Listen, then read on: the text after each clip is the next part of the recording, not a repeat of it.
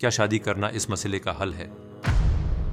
इसे फौरन छोड़ देना चाहिए या आहिस्ता आहिस्ता? ऐसे लोग भी हैं जो कहते हैं ये फितरी चीज़ है, ये इंसानी ज़रूरत है। आप उन लोगों को क्या जवाब देंगे? तकरीबन हर शख्स इसके नुकसानात जानता है, मगर इसके आदी लोग समझते हैं कि उनका इन परेशानियों से वास्ता नहीं पड़ेगा। लिहाजा मुझे यकीन से ये बात कहने दें, अगर आप ये लत नहीं छोड़ेंगे तो जिन दोस्तों के मसाइल मेरे सामने हैं वो ये साबित करते हैं कि शादी के बाद आपको 100% मुश्किलात का सामना करना पड़ेगा।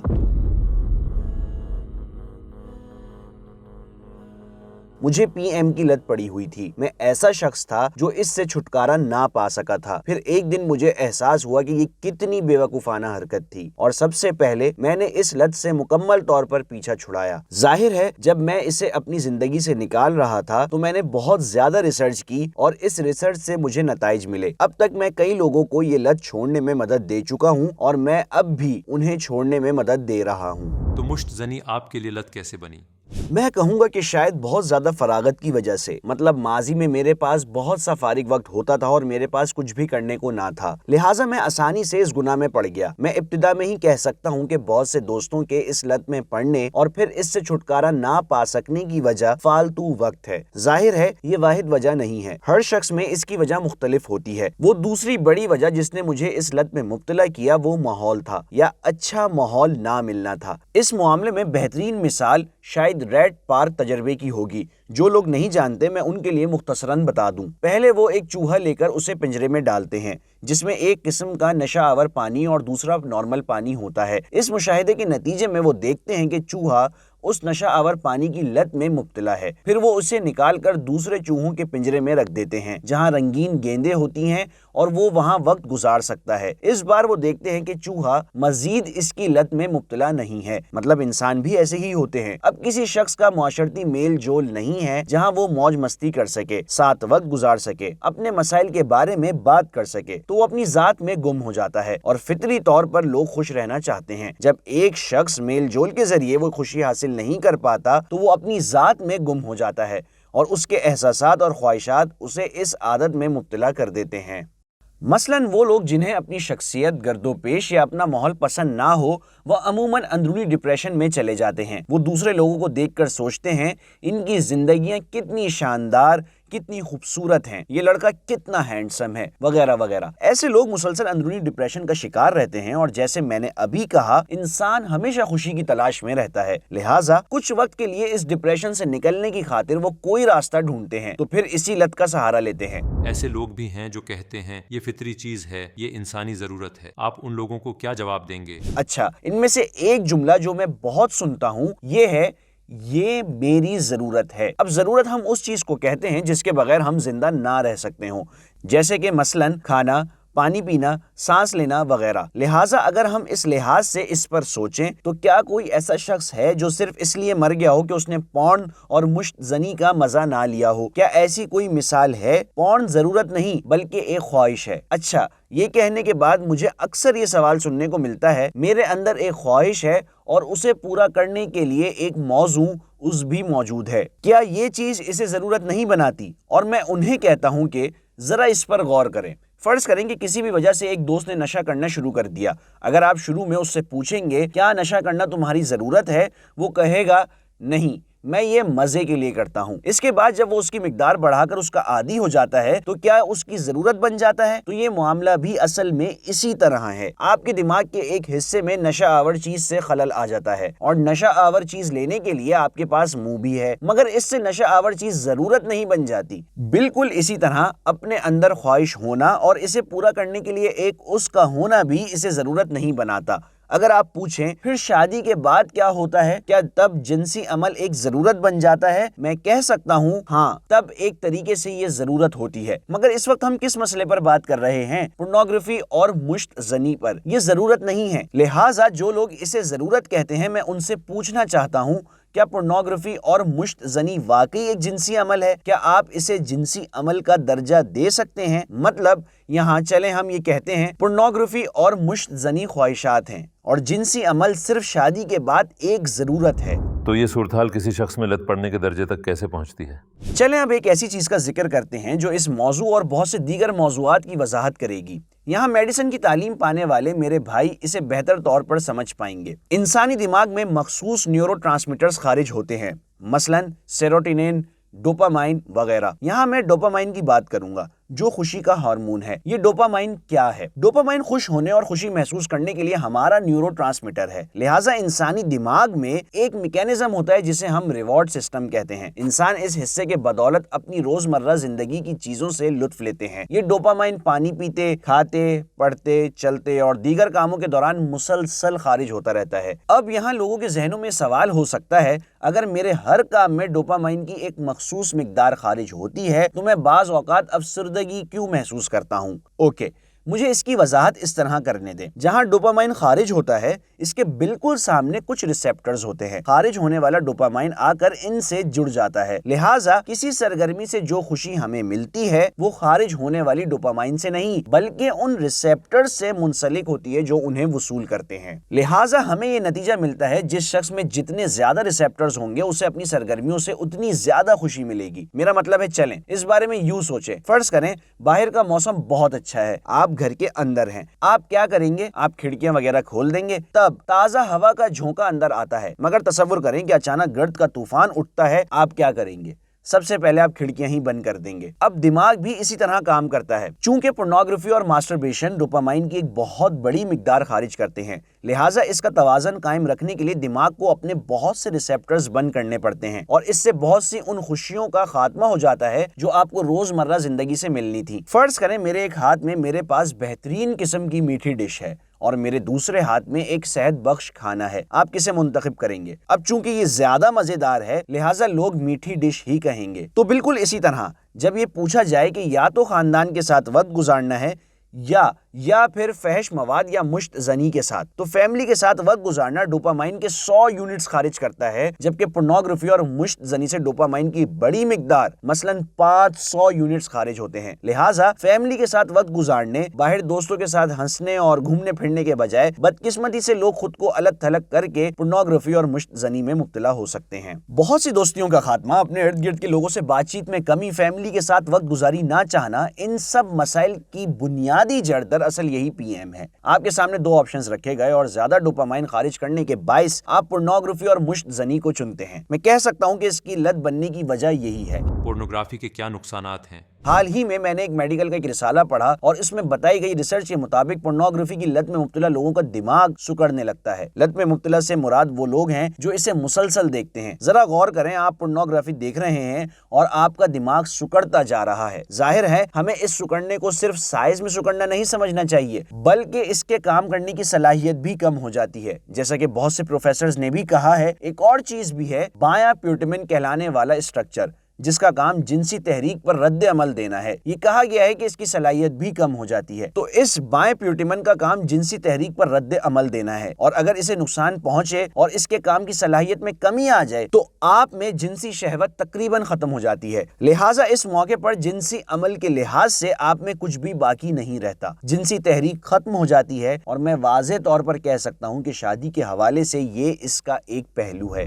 مشت زنی چھوڑ دینے کے بعد کیا اس کے منفی اثرات غائب ہو جاتے ہیں؟ ہاں، ایک مخصوص عرصے کے بعد صحتیابی ملنے لگتی ہے جس میں سب سے پہلے اسپرم ٹرانسفارمیشن سسٹم بحال ہوتا ہے۔ لت کی نوعیت کے لحاظ سے اس کے منظم ہونے میں وقت لگ سکتا ہے، مگر اوسطاً یہ 70 دن میں بحال ہو جاتا ہے۔ ظاہر ہے یہ بہتر ہونے والی واحد چیز نہیں ہوتی، مطلب ہم نے اس کے نقصانات درج کیے ہیں، جیسے کہ بھلکڑ پن، یادداشت کی کمزوری اور توجہ برقرار نہ رکھ پانا، اور اس سے لوگ جنونی بھی ہو جاتے ہیں وغیرہ وغیرہ۔ اس کے علاوہ وقت کے ساتھ ساتھ چونکہ آپ خود کو مسلسل بہتر کر رہے ہوتے ہیں اور اب جسم کو ہر وقت ایک ہی جگہ اپنی توانائی خرچ کرنے کی ضرورت نہیں رہتی، لہٰذا یہ نقصان دہ اثرات ایک وقت پر ختم ہو جاتے ہیں اور لوگوں کے پرانے احساسات پلٹ آتے ہیں۔ ظاہر ہے یہ جتنی جلدی ہو اتنا بہتر ہے، تو کسی کو یہ نہیں سوچنا چاہیے میں ابھی جاری رکھتا ہوں بعد میں چھوڑ دوں گا، یہ ذہنیت ہرگز نہ اپنائیں، کیونکہ آپ اپنے جسم کو جو نقصان پہنچاتے ہیں وہ آپ کی ذاتی تعمیر و ترقی کو بھی متاثر کرتا ہے۔ بہت سے کام جو آپ ابھی کر سکتے ہیں ان میں آپ پیچھے رہ سکتے ہیں، لہٰذا میرا مشورہ ہے کہ اسے ابھی چھوڑ دیں۔ آپ ان لوگوں کے بارے میں کیا سوچتے ہیں جو کہتے ہیں کہ میں اسے ہفتے میں یا مہینے میں ایک بار کرتا ہوں؟ یہ کتنا نقصان دہ ہو سکتا ہے؟ درجنوں ایسے اجزاء ہیں جو اسپرم کے ساتھ جسم سے نکل جاتے ہیں، جو جسم کے لیے انتہائی اہم ہیں۔ لہٰذا اگر آپ یہ ایک بار بھی کرتے ہیں تب بھی آپ اپنے جسم کو نقصان پہنچا رہے ہیں۔ فرض کریں آپ نے ایک نیا آئی فون خریدا، اس کے بنانے کا کیا مقصد ہے؟ بات کرنا، نیٹ استعمال کرنا اور اس طرح کی چیزیں، رائٹ؟ لیکن اگر آپ اسے اٹھائیں اور کبھی کبھار اسے دیوار میں کیل ٹھوکنے لگیں تو یہ کتنا معقول ہوگا؟ تو اب کوئی شخص اپنی فطرت اور تخلیق کے خلاف کوئی کام کیوں کرے؟ مطلب اگر آپ اسے کبھی کبھار بھی کرتے ہیں تب بھی یہ غیر معقول ہے، اور آپ اس کے نقصان دہ اثرات جانتے بھی ہیں تو پھر یہ کیوں کرتے ہیں؟ دراصل یہ بالکل سگریٹ کی لت کی طرح ہے، شروع میں 1 سے 2 سگریٹس، پھر پورا ڈبہ۔ اور در حقیقت ایسے بہت سے لوگ ہیں جو مجھے یہ چیزیں بتاتے ہیں، مثلاً وہ کہتے ہیں ایسا کبھی کبھار ہوتا ہے، نو پرابلم، بعد میں وہ کہتے ہیں برادر میں اس سے چھٹکارا نہیں پا سکتا۔ مجھے ایسے بے شمار میسیجز ملتے ہیں، لہٰذا انہیں کبھی بھی یہ نہیں کرنا چاہیے۔ ہم بتا چکے ہیں کہ کچھ عرصے بعد اسپرم ٹرانسفارمیشن سسٹم خود کو بہتر کر لیتا ہے اور پھر قدرتی نوکٹرنل اخراج ہونے لگتے ہیں۔ یہ شروع ہونے کے بعد انہیں اس چیز کی کوئی خواہش نہیں رہتی، لہٰذا انہیں یہ کام نہیں کرنا چاہیے۔ کیا شادی کرنا اس مسئلے کا حل ہے؟ نہیں، بالکل نہیں۔ کیوں؟ اگر اس کی لت پڑ چکی ہے تو بدقسمتی سے شادی اس کا حل نہیں ہو سکتی۔ اب اس کی بہت سی سائنسی اور نفسیاتی وجوہات ہیں، مگر میں آپ کو کچھ بتانا چاہتا ہوں۔ حال ہی میں میرے ایک گہرے دوست نے اس کا تجربہ کیا۔ میرا دوست بھی اس لت سے چھٹکارا پانے کی کوشش کر رہا تھا۔ دراصل وہ اس مسئلے میں بہت زیادہ گھرا رہا۔ وہ ڈاکٹرز کے پاس گیا، مختلف دوائیں لیں، سائیکالوجسٹ سے بات کی، مگر اس سے چھٹکارا نہیں پا سکا۔ ایک دن اس نے مجھے کال کی اور کہا اس کا حل شادی ہے، میں شادی کر لوں گا۔ پھر اس نے شادی کر لی اور اس کی شادی کے بعد ہماری لمبے عرصے تک بات نہیں ہو سکی۔ بعد میں جب ہماری بات ہوئی اور اپنی پریشانیوں کا ذکر کیا تو اس نے بتایا کہ کیا ہوا۔ کہنے لگا پہلے 2 سے 3 ماہ ہم بہت اچھے رہے، ہماری شادی شدہ زندگی نارمل تھی، ہم ٹھیک چل رہے تھے۔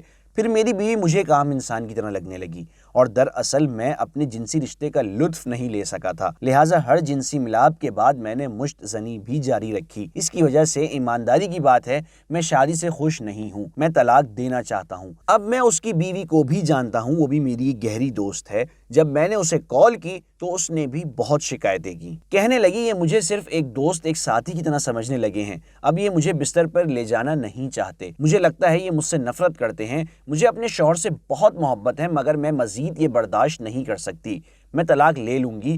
اور پھر بعد میں ان کی طلاق ہو گئی۔ اور کوئی شخص لت میں مبتلا ہے اور سمجھتا ہے کہ شادی اس کا حل ہے تو وہ غلطی پر ہے، اسے لازماً پہلے اس عادت کو چھوڑنا ہوگا، صرف اس کے بعد ہی انہیں شادی کا سوچنا چاہیے۔ جسے ہم جنسی عمل کہتے ہیں وہ صرف جسم سے نہیں کیا جاتا، اس میں روح اور احساسات بھی شامل ہوتے ہیں۔ اب چونکہ مشت زنی صرف ایک جسمانی لذت ہے اور اس میں جذبات شامل نہیں ہوتے، لہٰذا کچھ عرصے بعد لت میں مبتلا لوگ دوبارہ اسے شروع کر دیں گے، وہ دوبارہ اسی جسمانی لذت کی تلاش کرنے لگیں گے اور یہ چیز ان کی شادی شدہ زندگی مشکل بنا دے گی۔ در حقیقت بہت سے لوگ اب بھی اس تجربے سے گزر رہے ہیں۔ آج اگر ہم فورم سائٹس چیک کریں تو بہت سے لوگ اس بارے میں بات کرتے ہیں، اور اگر آپ پوچھیں اگر لوگ شادی شدہ ہوں اور لت میں بھی مبتلا ہوں تو وہ کیا کر سکتے ہیں، اپنی بیوی سے جذباتی طور پر قریب ہونا اس مسئلے کا ایک حل ہو سکتا ہے۔ وہ کون سی سب سے بڑی وجہ ہے کہ آپ نے اسے چھوڑا؟ اسے چھوڑنے کی سب سے بڑی وجہ ان مصیبتوں کے بارے میں جاننا تھا جن کا سامنا مجھے شادی کے بعد کرنا پڑا۔ اس وقت میں ایک اسٹوڈنٹ تھا اور صرف اسٹوڈنٹس ہی اسٹوڈنٹ ہونے کا ذہنی دباؤ جانتے ہیں۔ اس وقت امتحان کا ذہنی دباؤ تھا، یونیورسٹی کا ذہنی دباؤ تھا۔ اس کے بعد ایک دن میں رکا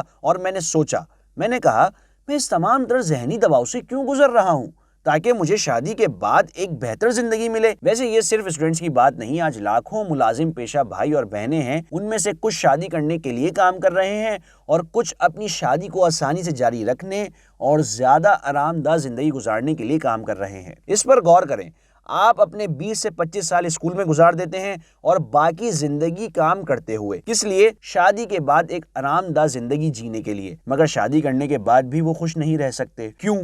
آپ نے ایک ذرا سی وقتی لذت کے لیے اپنی اس عادت کو نہیں چھوڑا۔ ایمانداری کی بات ہے، مجھے یہ بے وقوفی لگی اور اس لمحے میں نے اسے اپنی زندگی سے ختم کرنے کا فیصلہ کیا۔ اب چونکہ میں شادی کے حوالے سے بہت حساس ہوں، لہٰذا اس چیز نے مجھے فائدہ دیا، مگر چونکہ کردار اور فطرتیں مختلف ہوتی ہیں، لہٰذا ہر شخص کے لیے اس کی اپنی مختلف وجہ ہو سکتی ہے۔ مثلاً یہ بڑی دلچسپ بات ہے، میرا ایک دوست ہے جسے فٹ بال بہت پسند ہے، اسے آرٹیفیشل ٹرف پچز وغیرہ پر فٹ بال کھیلنے کا جنون ہے۔ ایک دن میں نے اسے کہا اگر تم یہ لت چھوڑ دو تو تم میدان میں اور زیادہ ایکٹیو ہو جاؤ گے، تمہیں یو ٹیم میں سلیکشن کے لیے آگے ٹرائی آؤٹس بھی دینے ہیں، اگر تم یہ چھوڑ دو تو تم میں زیادہ توانائی ہوگی اور بہتر کھیل سکو گے۔ میں نے اسے یہ کہا، کہنے لگا اوکے میں کوشش کروں گا۔ پھر اس نے کوشش کی، جب اس نے میدان میں واقعی اس کا فرق دیکھا تو اس نے اپنی زندگی سے اسے بالکل نکال دیا۔ اب وہ ایک اچھی ٹیم کے یوتھ اسکواڈ میں تربیت پا رہا ہے۔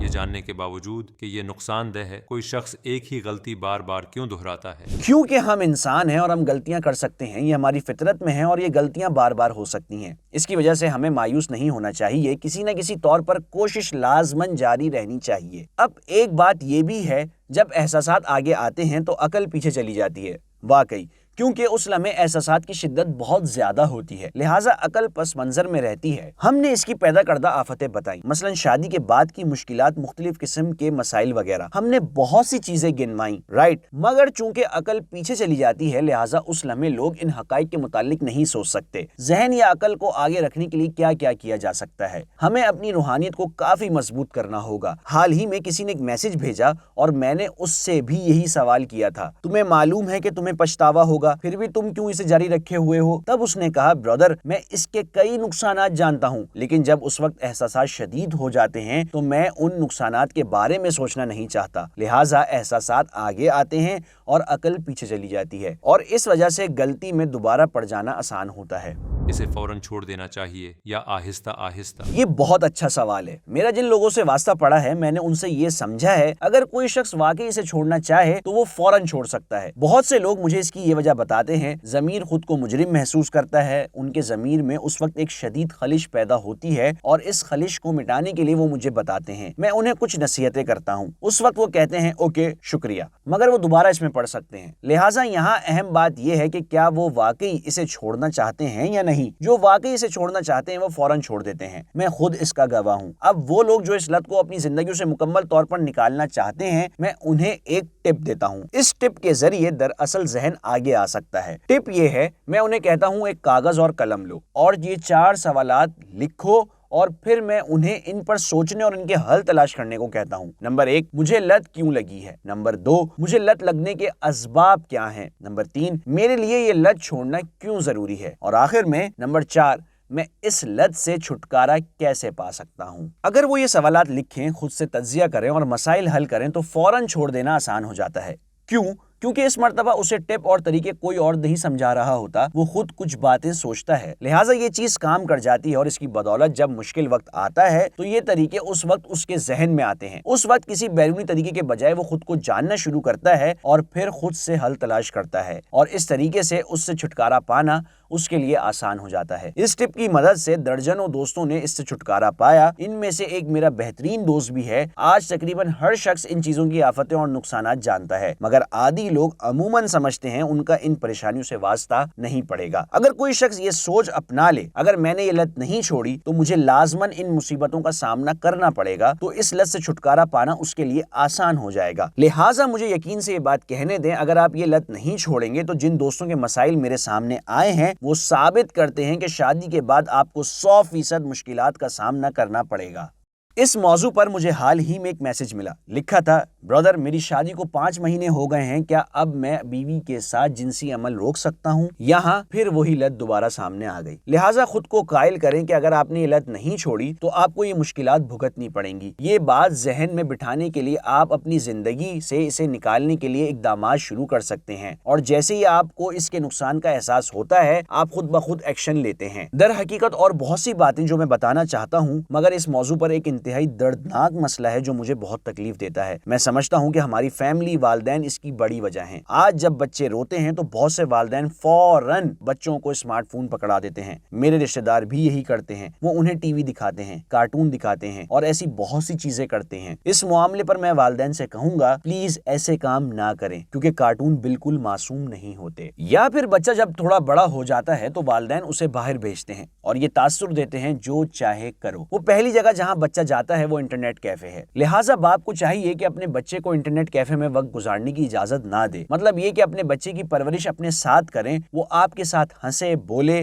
آپ کے ساتھ مشغول رہے، انہیں یہ سمجھنے دیں کہ وہ فیملی کے ساتھ وقت گزار کر بھی خوش ہو سکتے ہیں۔ لہٰذا بنیادی نقطہ یہ ہے، اگر والدین اپنے بچے کو سوشل میڈیا سے دور رکھ پائیں تو کچھ چیزیں بہتر ہو جائیں گی۔ فرض کریں کہ ایک بچہ کارٹون دیکھنا چاہتا ہے اور اس کے لیے بہت روتا ہے، وہ کہتا ہے مجھے فون دو۔ اب جب یہ بچہ بڑا ہوتا ہے، جب کچھ خواہشات ذرا ابھرنے لگتی ہیں، تو اب تنہائی میں وہ کارٹون تھوڑی دیکھے گا۔ مطلب بہت سے لوگ اس طرح سے سوچتے ہیں پورنوگرافی دیکھنے کی عمر 15-16 سال ہے، اس عمر میں یہ تھوڑی بڑھ جاتی ہے۔ نہیں، اس وقت پورنوگرافی دیکھنا شروع کرنے کی عمر 9 سال ہے، باقی آپ خود سمجھدار ہیں۔ اور وہ لوگ جو پوچھتے ہیں ہم تعلیم اور آگاہی کے لیے کیا کریں، میں نے حال ہی میں آپ کے پیج پر بڑی اچھی پوسٹ دیکھی، اس میں لکھا تھا اپنے بچوں کو قرآن سکھائیں۔ قرآن آپ کے بچوں کو خود سکھا دے گا کہ انہیں کیا سیکھنا چاہیے۔ مجھے یہ میسج بہت اچھا لگا۔ اگر کوئی بچہ قرآن کی اخلاقیات اپنانے میں کامیاب ہو جائے، اگر وہ خدا کا خوف رکھ کر پرورش پانے میں کامیاب ہو جائے، تو مجھے پورا یقین ہے کہ انہیں کبھی ان مسائل کا سامنا نہیں ہوگا۔ اس کے علاوہ میں یہ اعتراف بھی کرنا چاہتا ہوں، جب یہ لت میری زندگی سے نکلی تو ایک خلا تھا، اور ہم عموماً یہی مشورہ دیتے ہیں کہ اس لت کی جگہ کوئی اور چیز اپنی زندگی میں شامل کریں۔ اس موقع پر جو کچھ میں نے اپنی زندگی میں شامل کیا وہ درست چیز محسوس نہیں ہوتی تھی۔ آپ کے چینل کا شکریہ کہ مجھے کوپ گٹ کے بارے میں معلوم ہوا۔ میں کہہ سکتا ہوں کہ اب تک کوپ گٹ نے مجھے شاندار فائدہ پہنچایا ہے۔ اس کی تفسیر کی تعلیم، ان کی توجہ اور خدمات وغیرہ کی بدولت بہت کم وقت میں اس سے میرا ایمان بہت مضبوط ہوا۔ اور آخر میں یہ کہنا چاہتا ہوں، انسان کیا ہے؟ جب آپ طلوع ہوتے سورج کو، اس دنیا کو، ان بے شمار نعمتوں کو، پھلوں کو، مختلف ذائقوں کو دیکھیں تو یہ سب کس کے لیے ہیں؟ یہ انسانوں کے لیے ہیں۔ رائٹ، میرا خیال ہے یہ جملہ بالکل صحیح ہے۔ ایک انسان جو خدا کی نظر میں اتنا زیادہ قیمتی ہے، میرے خیال میں وہ اتنا بے بس نہیں ہو سکتا کہ صرف ایک احساس کے ہاتھوں شکست کھا جائے۔ میں بس اتنا ہی جانتا ہوں اور مجھے یہی کہنا ہے۔